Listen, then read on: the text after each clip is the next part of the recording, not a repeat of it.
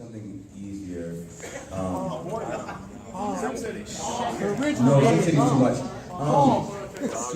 Maybe Pong? Yeah, the original. Maybe Pong. VR game. No, I can't put him in virtual reality. Yeah, he'll hold out for real. I put Big Show in virtual reality, and I was trying to walk around him, and he punched me in the face. Maybe an old copy of In Your House. Yeah, maybe in your house. That's a good one. That's good. Thank you for answering that question for me. Yeah, in your house on Sega Saturn. So outside of up, down, down, will you ever bring the Great Black Otaku into your wrestling world? Oh yeah, once he's up on SmackDown or Raw, then I'd love to do some stuff with him. He's on NXT right now, yeah. So, but as far as stuff with him is concerned, so we were buddies before he ended up like even starting wrestling. Because I just knew he was super like otaku dude. So we have this thing called the NPC Collective, which is Nerdy People of Color Collective. Yeah. So like it's just essentially something for like young black kids, because I know like for me being like a young black nerd, it wasn't like the coolest thing, and there were lots of like other black kids who like didn't necessarily accept me because of the things that I had. Doing all that white stuff. Yeah. So it wasn't accepted because I talk white. Only they didn't say stuff. Yeah. So it's like a super racist thing. It kind of sucks a lot. So we want to be there for those kids to tell them, like, it's okay, you're going to be all right. You can maybe be a pro wrestler, because then we've got people who are rappers. Mega Ran. When Brennan was in, Black Otaku was in the NFL, like we had that guy, or had him there as that guy in the NFL. Now we've got Mike Daniels, who's on the Green Bay Packers, one of the top 100 players in the NFL, and we sat for 2 hours talking about Majin Buu. So like, we try to bring it back to people. So yeah, having him on Up and Down Down is great, because he's a guy who knows what he's talking about, does lots of anime stuff with us, and once he's on the main roster, hopefully we can do something there. I am perfectly fine with it, but Xavier, what is your opinion on gender being where it is right now? I say congrats. Like, it's one of those things, all of us are there to do as well as we can. And for him, that's one of those things that, again, like, people reacted the way that they reacted because they didn't think that he would do it. So I feel happy for him. It's awesome, because like I was shocked too. Like I was watching Blacklist on Netflix. That show's amazing. And Breeze actually called me and he was like, "Did you watch my match?" I was like, "No, I didn't." He said, "Watch my match." So as I'm watching the match, I get a text from a guy who used to be a writer, the guy who's actually responsible for getting you on TV. He was like, "Gender's the champion?" And I was like, "Breeze, hold on." I saw him standing with the title, and I was like, "That's amazing." Like, they let a young dude who doesn't have like, he didn't at the time have this huge backing behind him where people believed that he could do something like that as fans, beat Randy Orton, a guy who's been champion 13 times. Because when you see that match on paper, you go, oh, Orton's gonna win, and then he'll wrestle someone else. But Gender wins, you're like, oh, what is happening to my world? But that's the cool thing, that anything can happen. And I mean, no big deal, but like, I've beat Gender before. So like,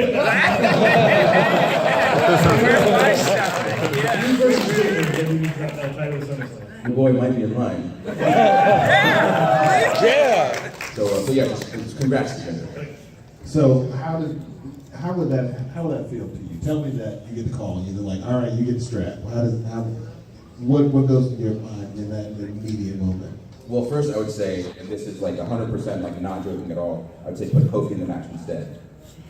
Because it is my career goal for Kofi to become heavyweight champion. And we have this thing, if one of us becomes champion, we all become champion, but like in that setting, like I need Kofi to pin or submit someone to become the heavyweight champion, because out of anyone in the locker room, I think he deserves it the most. Yeah. And then they said no, I'd be like, all right, cool. Hello. Hello.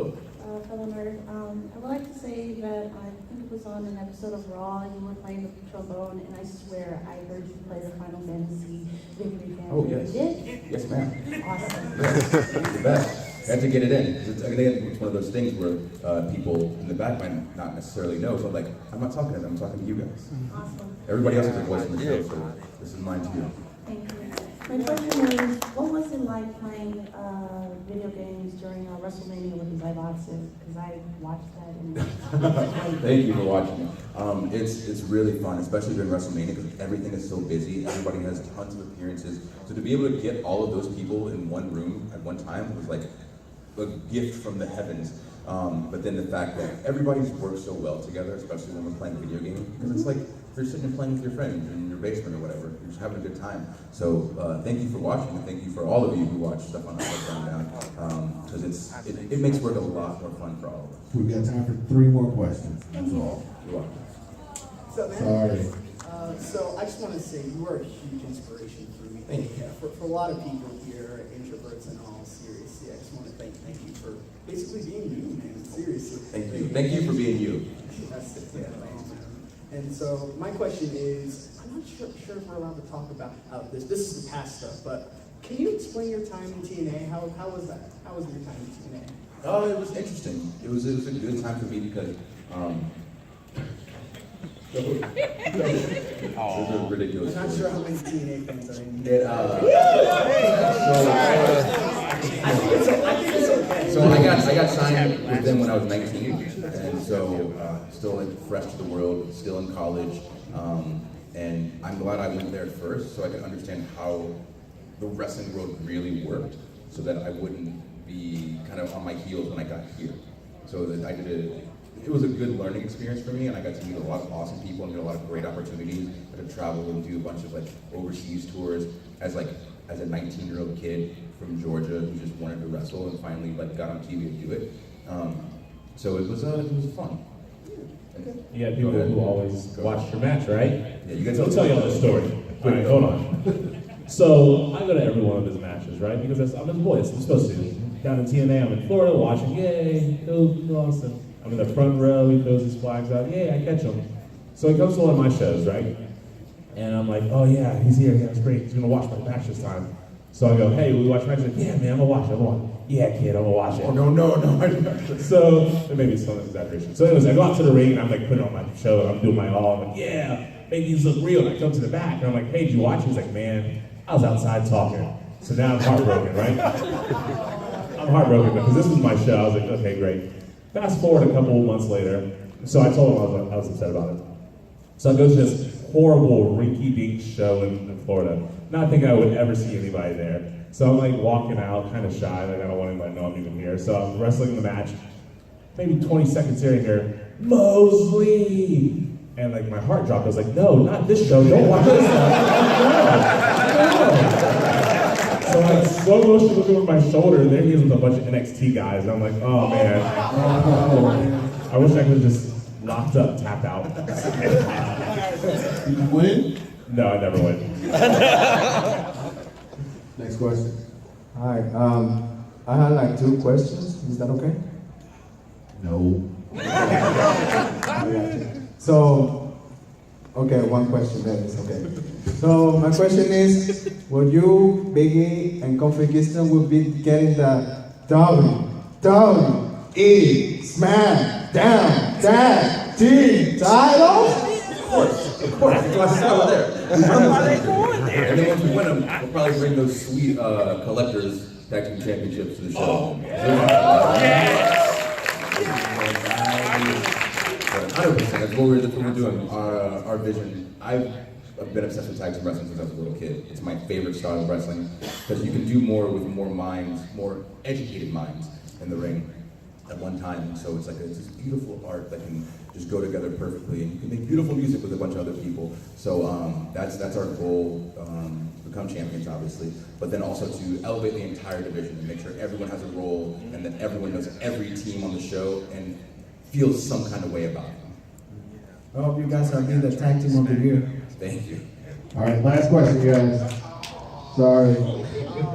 Alright, what was your favorite part of the feud you had with the Wyatt family?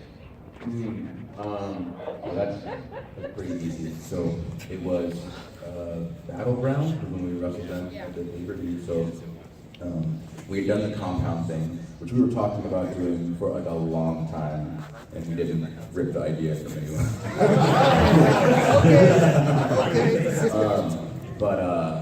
So Bray and I, like I said before, like so even in developmental, we want to do something weird and intertwining.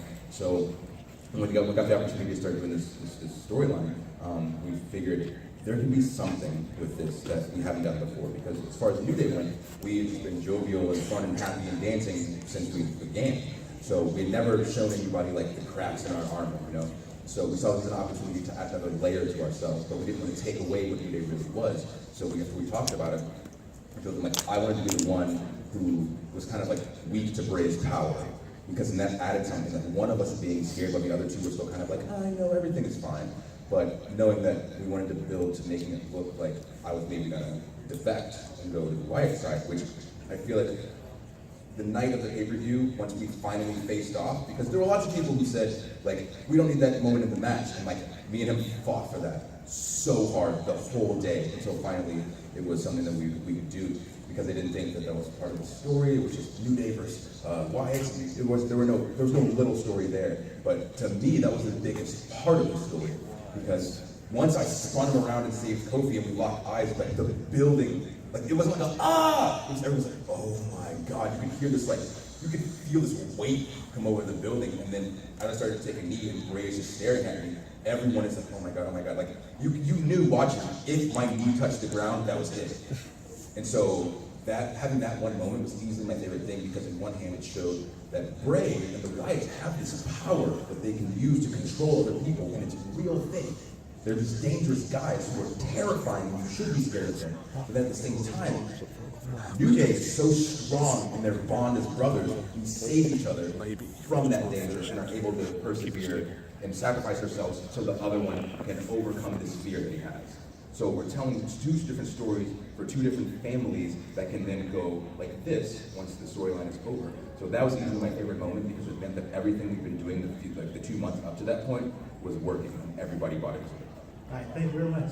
Thank you. Well, ladies and gentlemen, that is going to do it for our panel. Xavier, did you get your time, man? You hang out, you sign autographs, what do you do, man? We have a up, down panel at 2 o'clock, I think. Okay. What time is it? Where is it? I don't know. Is that 2:30? 1:30. 1:30. 2:30. And then autographs somewhere from 4 to 6. And then celebrity jackbox. Cool. So, Well, ladies and gentlemen, thank you all so much. I've been your moderator. My name is Richard Douglas Jones. This has been an hour and some change, because you did a good job with Xavier Woods.